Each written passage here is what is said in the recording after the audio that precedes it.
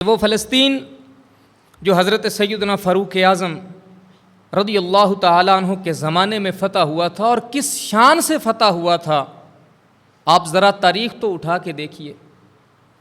حضرت سیدنا عبیدہ ابن جراح رضی اللہ تعالیٰ عنہ نے خط لکھا حضرت سیدنا فاروق اعظم کو، اور خط لکھ کے عرض کی کہ حضور یہ لوگ جو ہیں اس طرح سے کہہ رہے ہیں کہ آپ تشریف لائیں گے تو آپ کے ہاتھ میں چابیاں دیں گے، جنگ کی بھی ضرورت نہیں ہے۔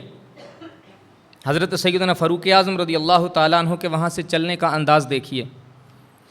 میں نے صاحب آپ کو بتایا کہ یاد رکھیں، سپاہ، لشکر اور لشکر کی آب و تاب، آپ کی چمکتی ہوئی گاڑیاں اور آپ کے سوٹ بوٹ یہ دنیا کے دل پہ روب نہیں ڈال سکتے۔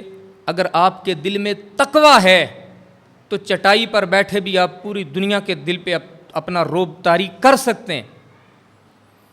یہ سیدنا فاروق اعظم ہیں رضی اللہ تعالی عنہ، جو مسجد نبوی کی چٹائی پر بیٹھتے ہیں اور پوری دنیا میں ان کا نام گونجتا ہے۔ ایک خط حضرت سیدنا فاروق اعظم اس وقت کی سپر پاور کو کانپنے پر مجبور کر دیتا ہے۔ یہ سیدنا فاروق اعظم، اللہ نے طبیعت ایسی عطا فرمائی ہے، ایک کلندرانہ طبیعت ہے، درویشی ہے طبیعت کے اندر۔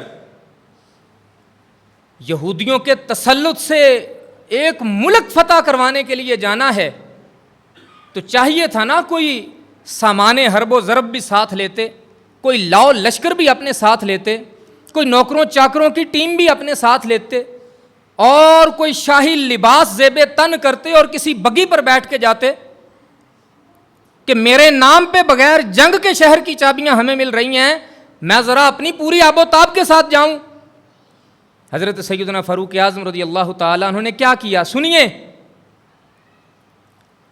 یہ چمکتی دھمکتی زندگی سے لوگوں کے دلوں پر روب ڈالنے والے کیا جانے روب ہوتا کیا ہے۔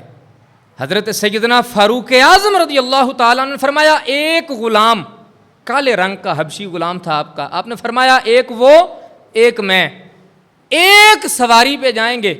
حضرت سیدنا فاروق اعظم اس انداز میں مدینہ سے نکلتے ہیں، اور جب قریب پہنچتے ہیں تو باری آ جاتی ہے حضرت سیدنا فاروق اعظم کی مہار پکڑنے کی، اور وہ کالے رنگ کے غلام کی باری آ جاتی ہے اوپر بیٹھنے کی۔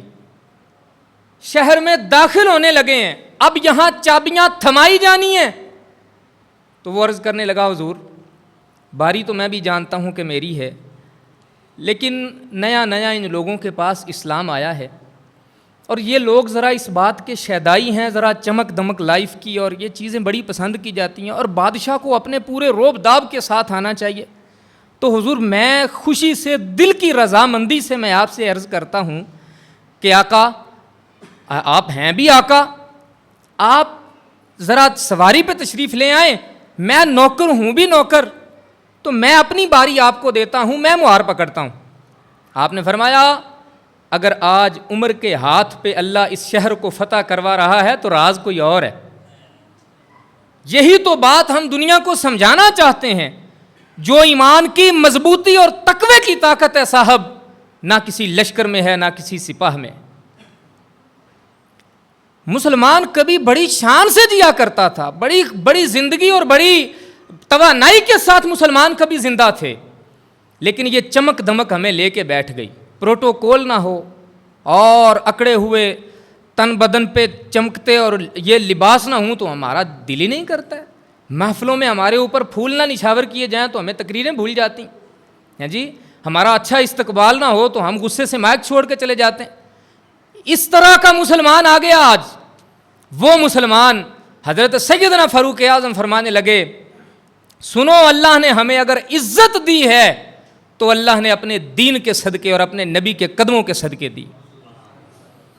اب جب کہ باری تمہاری اوپر بیٹھنے کی ہے تو میں دنیا کو یہ نہیں بتاؤں گا کہ میں حاکم ہوں اور میرا یہ روب اور دبدبا ہونا چاہیے، بلکہ سواری پر تم ہی رہو گے، مہار پکڑ کے شہر میں جاؤں گا، میں دیکھتا ہوں یہ بات میری عزت میں کیسے کمی لاتی۔ اس انداز میں حضرت سیدنا فاروق اعظم جب داخل ہو رہے ہیں، وہ حبشی کو دیکھ کے راہب کہنے لگے، نہیں یہ وہ شخص نہیں ہے جس کی نشانیاں ہم نے اپنی کتاب میں پڑھی ہیں، ہم نے تو اس کے بارے میں پڑھا ہے، وہ تو عرب ہوگا، یہ تو کالے رنگ کا غلام ہے، یہ تو حبشی نسل سے ہے۔ حضرت عبیدہ ابن جراح نے جب اگلی بات کی نا تو سارے یہودی انگشت بدنداں تھے اور حیرت سے کھڑے دیکھ رہے تھے کہ اللہ کیا تیری شان ہے، کیسا شخص ملا ہے مسلمانوں کو، کیسا نصیب ہے ان کا۔ حضرت عبیدہ ابن جراح نے فرمایا تم کسی بھول میں ہو، وہ جو سواری پر بیٹھا ہے وہ ہمارا خلیفہ نہیں ہے، بلکہ خلیفہ وہ ہے جو سواری کی مہار پکڑ کے آگے چل رہا ہے۔